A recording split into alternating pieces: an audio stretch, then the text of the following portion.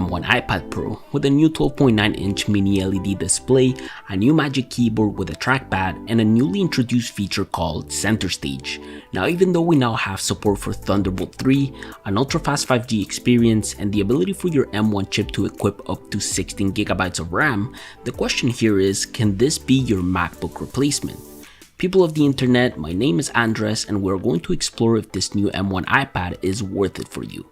At its core, we've got a dream screen. The mini LED screen is not like OLED where each pixel is its own light source causing it to produce perfect blacks, but instead we can think of it as LCD and OLED having a child.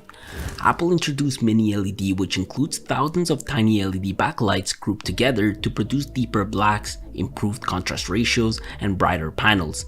In other words, this liquid retina XDR display only available on the 12.9-inch iPad delivers insane picture quality. This does deliver a great media consumption experience, especially when consuming HDR content.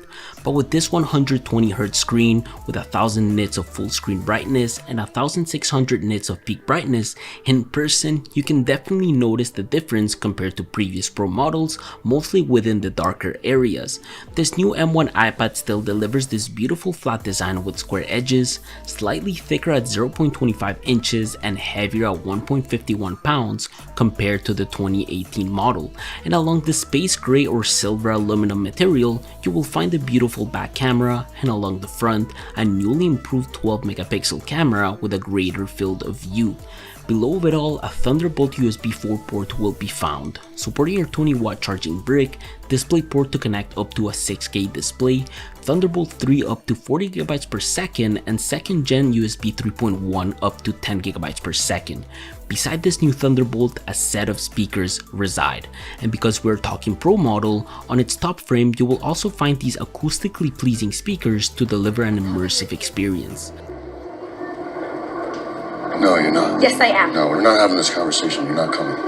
There are 2 kids whose mother is lost in there. 2 kids that I help look out for. So yes, the same old 4-speaker audio, a multi-touch pen that still charges magnetically on its side frame, but a new Magic Keyboard, now delivered in 2 colors.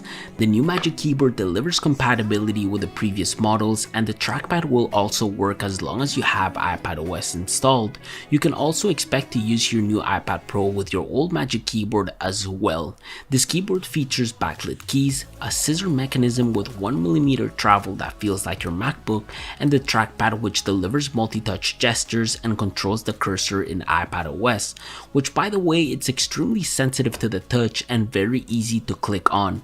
It's aesthetically pleasing, protects your iPad all around, delivers good adjustability angles for a better view, and has a USB-C port for solely charging the iPad, leaving the other USB-C port on the iPad itself open for anything else.